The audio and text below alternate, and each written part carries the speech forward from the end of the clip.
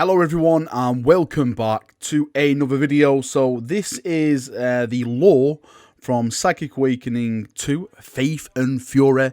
This will contain a lot of spoilers, so if you haven't read it, then please stop the video right now. The following text I'm going to be reading from was written by a chap over on Reddit. He's called Shaskais. I've included the link to his Reddit post in the description of this video. Please, before you do anything, go over there, like it, comment on it, tell him he's absolutely amazing, because without him, this video would not be possible. Thank you, mate. You are an absolute legend. Right, so this is summarized in bullet points, so I'm going to go through each of the bullet points and we'll, have a little discussion at the end of it. So the first thing is, it says, the Great Rift is causing shenanigans on a galactic scale. While the Primarch's crusade is holding back the tides of darkness, it's not enough for many parts of the Imperium, especially the North. No part of the Imperium was left scarred, not even the worlds of the Segmentum Solar. This is what it's on about now, about the Great Rift. Yeah, of course, it sundered the galaxy in twain, and the North bit is, I've always said it, I'd call it the Wild, Wild West. And the next bullet point says, the word bearers plan to exploit the mayhem to conduct wide rituals of corruption and terror. Through these rituals, they spread the power of chaos further into the Imperium, causing the Imperial populace to fall into hopelessness and fear. This will break the will of the Imperial populations, and only those who embrace chaos will be spared, for they will empower the spread to reach further into the heart of the Imperium. It says all the Imperial factions were blind to this threat except for the Sisters of Battle. Forewarned by visions and dreams, they knew the nature of the threat, but due to the collapse of the Imperial communication, they had to warn the scattered Imperial forces in person. So the battle fleets of the Sisters of Battle sailed the galaxy in more numbers than ever before. Now, the Wordbearers' plot is coming close to fruition, but there is something that they did not foresee. The same energies emerging from the Great Rift that's empowering their rituals have given rise to a conflagration of acts of faith and miracles, which resulted in them stealing the hearts of all the Imperials that bore witness to them. The Emperor's angelic flocks of golden eagles, pillars of purging flame, and many more manifestations appeared to aid the Imperials, and so the great war of faith began between heretics and Loyalist, one side wielding the darkness of the warp, while the other side wields its light. The Taladus system, where Physic Awakening Phase 2 is set, is a wealthy and significant region of space for the faithful masses of the Imperium. The book features the history of the system, but he said he won't go into it in this post. He mentions because of its location and the fact that it represents everything that Corferon hates, it was targeted for its destruction. If the Shrine World of Benediction, which forms the heart of the system, falls, then it would spread terror and fear, as well as the call of chaos into the Segmentum Solar. Then world after world would succumb. Before the Great Rift happened, due to the religious oppression of the minority subcults of the Imperial Creed, the Wordbearers had plenty of opportunities to exploit the resentment and rage of these downtrodden religious minorities and turn them to chaos. Subcults of the Imperial Creed turn into full-blown cults of chaos. Their job now is to pave the way for the coming of chaos to the system and spread beyond to prepare further worlds for the gift of chaos. Then the Great Rift happened, and news of a Primarch's return inflamed Corferon because he hated the guy for ripping his heart out at some point in the past. Corferon immediately ordered the attack. The Night Lords joined in, lured by Corferon by the promise of fun and loot. So did the Iron Warriors, but they didn't give a damn about anything but testing their demon engines on fresh and well-defended worlds. Chaos came hard and fast, an armada of traitors and demons washed over the system's worlds. While the Wordbearers busied themselves in the process of corrupting and defiling the Shrine Worlds of Benediction, Corferan counted on the Night Lords and the Iron Warriors to delay the Imperial reinforcements. The Night Lords used the thousands of tortured astropaths aboard their battleships to send a psychic scream that disturbed Vox communications and ravaged the minds of the Imperial navigators, resulting in the Imperial reinforcement ships popping out of the warp right into killing grounds of the Night Lords. The Iron Warriors in the outer world of the system outdone themselves. They perfected a new form of demon factory, soul harvesters, titanic spaceborne demon factories that can deploy Iron Warrior forces, then plant itself into the crust of a planet before feeding on the souls, flesh, and metal of the world in order to spew demonic engines endlessly. As things grew dire and the walls of reality thinned by the slaughter and dark rituals, thousands of battle sisters, saints and pilgrims gathered in a single collective player. The combined power of their faith created a beacon of light, viable even far away in space. Salamanders do what they do best. They position themselves to be the focus of the traitors' attacks to minimize civilian casualties. It goes on to say Corferan pulls a neat trick. By spilling the blood of flayed priests into the river started boiling and turning crimson. Hideous shapes appeared in the water, wielding brazen blades and howling in savage delight. The river then surged forward to smash into a side shield of the great cathedral. Hundreds of sisters and guard and even their tanks were melted into a slurry by the intense heat of the crimson gore river. But wait, it gets worse. The walls of reality ripped open completely, allowing greater demons to join in on the fun.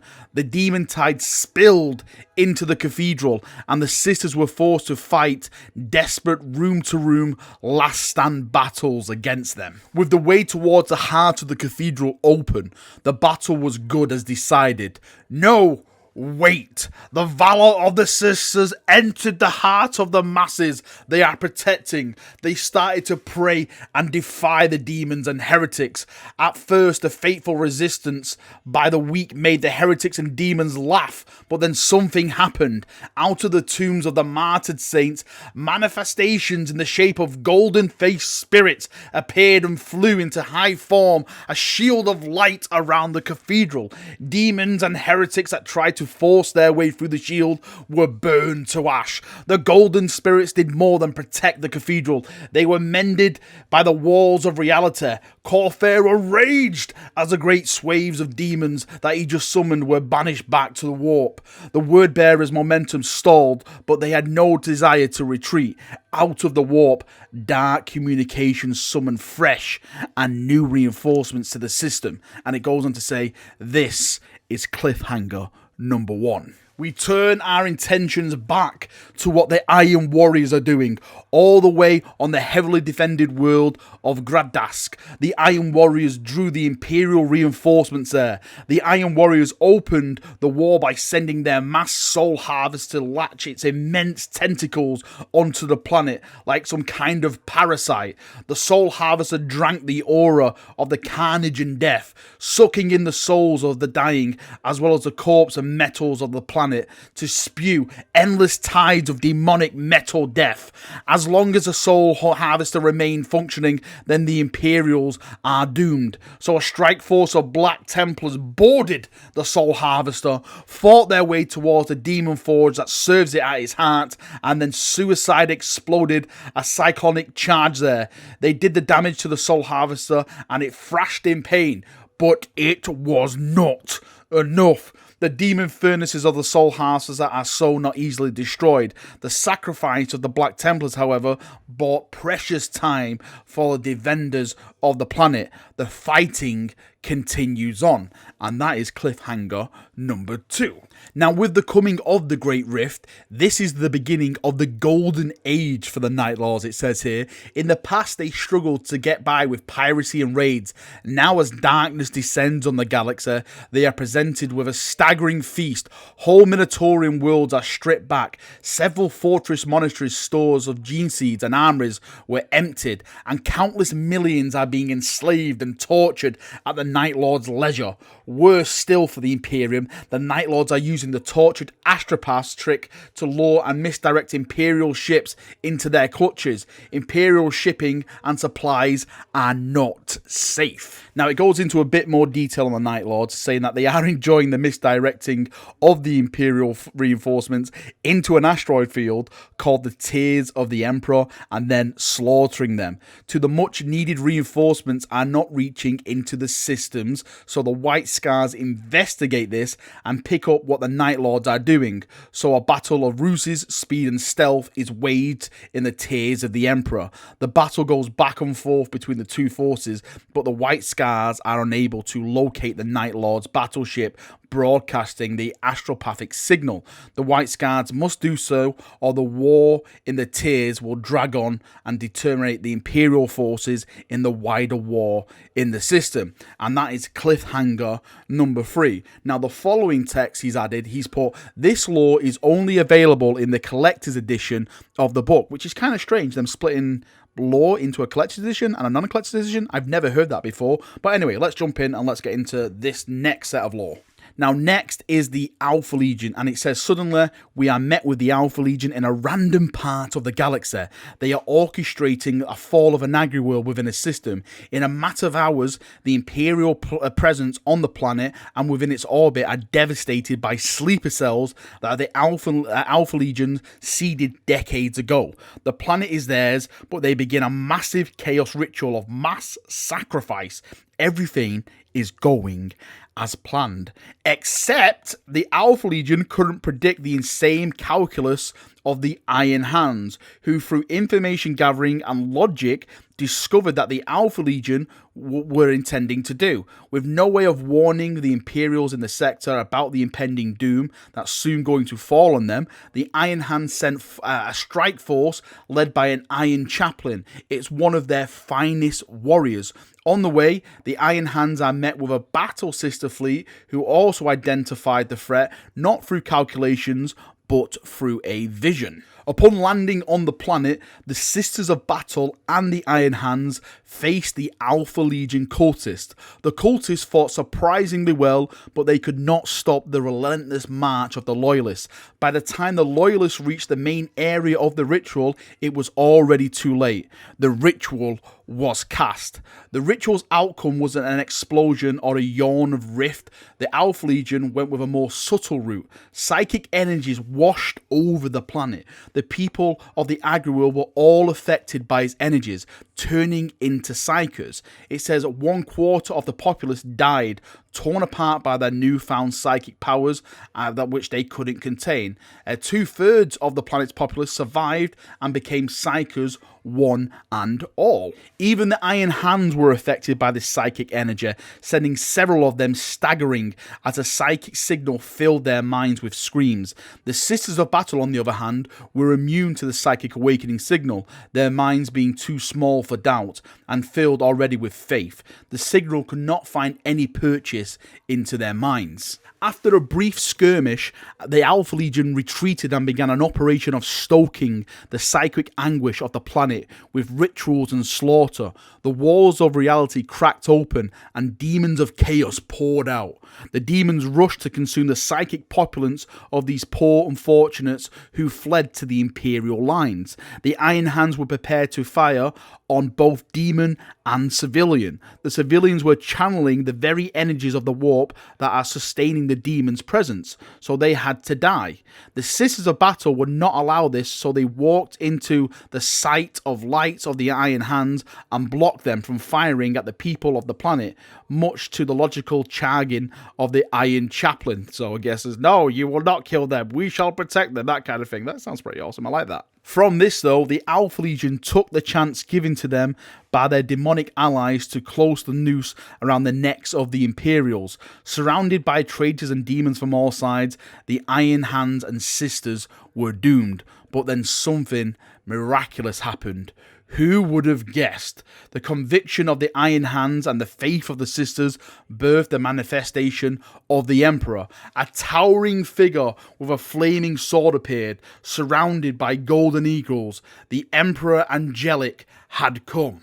The Emperor Angelic swept his sword forward, and the eagles came out at the demons, burning any they touched with golden fire. The holy energies unleashed haloed the people of the planet, turning them into instruments of the Emperor's will. As one of the people of the Agriworld rose up and walked into the fire lines and the blades of the demons, with mere gestures they sent holy fire and spears of light at the heretics and demons. The Iron Chaplain was speechless at what was happening. This did not fit any of his logical understanding. Inside his cold soul, a long-buried emotion sparked and unnerved him. As for the Alpha Legion, their sorcerer leader never saw this kind of psychic manifestation before and was shocked at how his force was crumbling before it. But he realized that its ultimate unsustainability, the psychic ritual he started, is already straining the fabric of reality. The gathering psychic energies will see the planet to its doom. The Alpha Legion fled the planet with their mission complete. The Holy Psykers were named the Humble Saints, and after the defeat of the Chaos forces on the planet, 1,000 of the Imperial faith came to witness them. By something had to be done about them.